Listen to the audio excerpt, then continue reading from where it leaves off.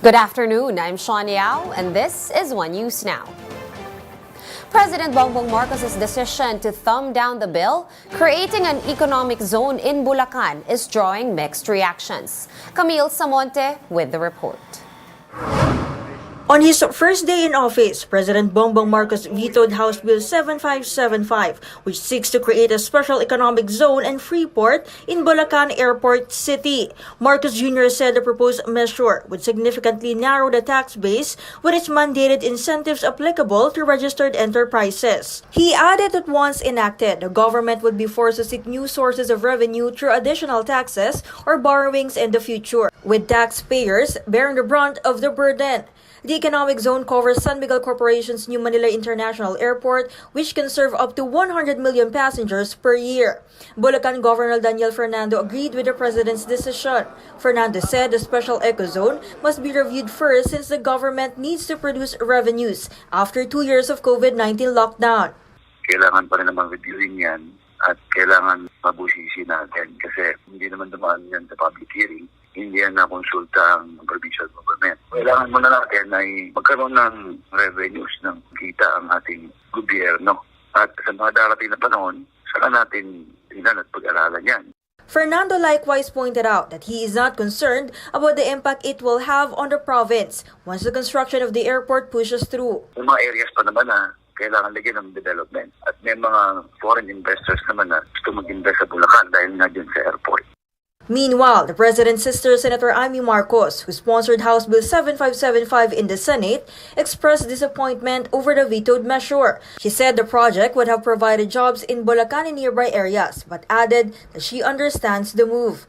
San Miguel Corporation, meanwhile, has yet to release a statement on the matter. For News 5, Camille Samonte, we are One News.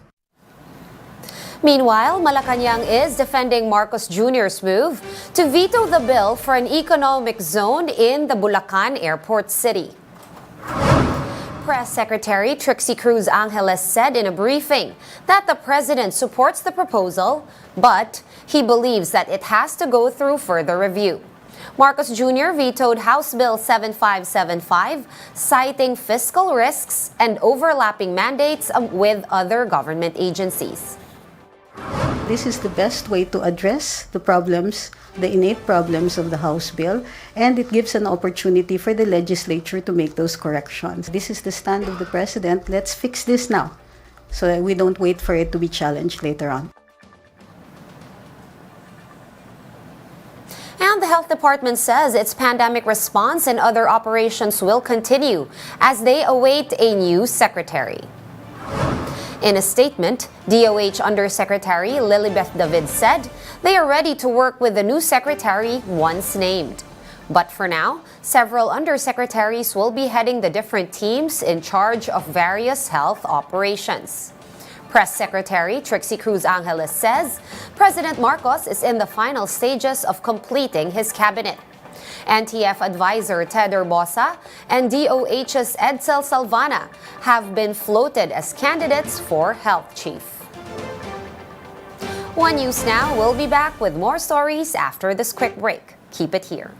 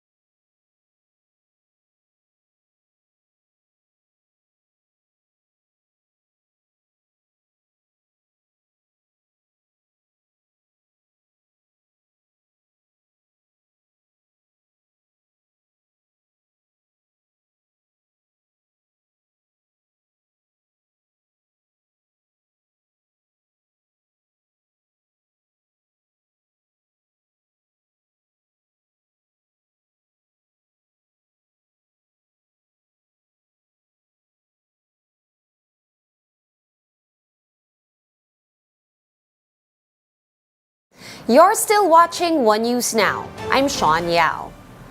The Filipino lawyer who was shot dead in Philadelphia, USA, has been laid to rest.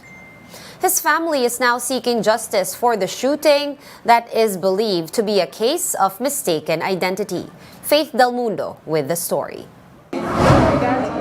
Leia Lilo, mother of attorney John Albert Jal Lilo, tries to be strong as she mourns her son who fell victim to a shooting incident in Philadelphia, USA on June 20. Leia is even more traumatized since she saw the killing firsthand.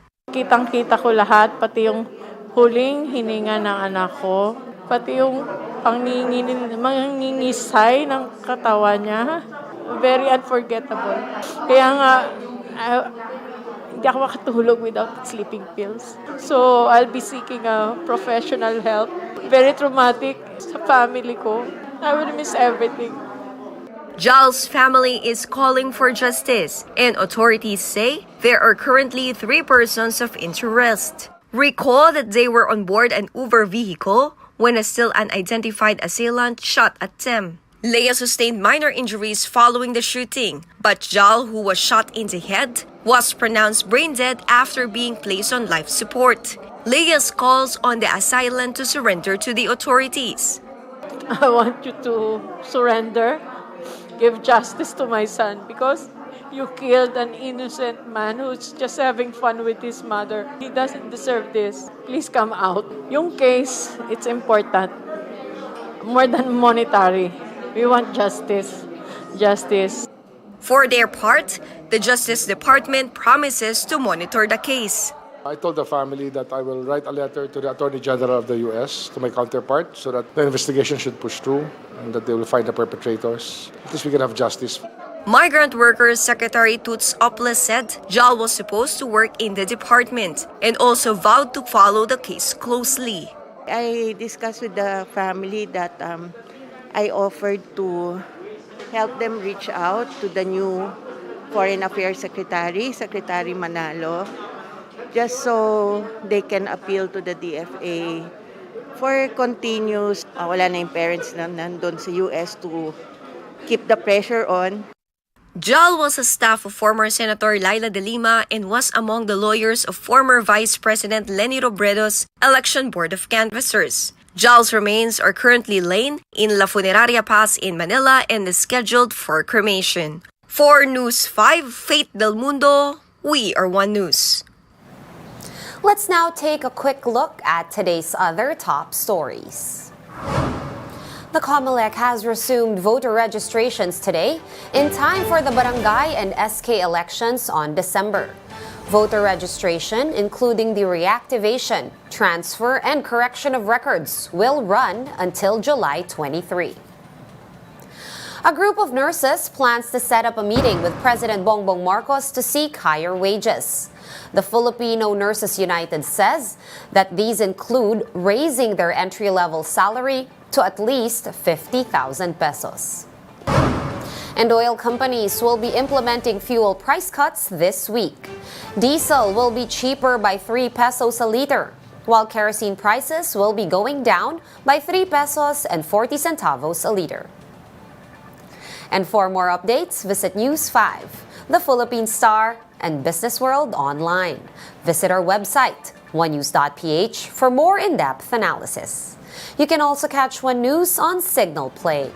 Register for a free account at www.signalplay.com and stream One News live anytime, anywhere. Masks on, wash hands, and stay safe, Philippines. I am Sean Yao. We are One News.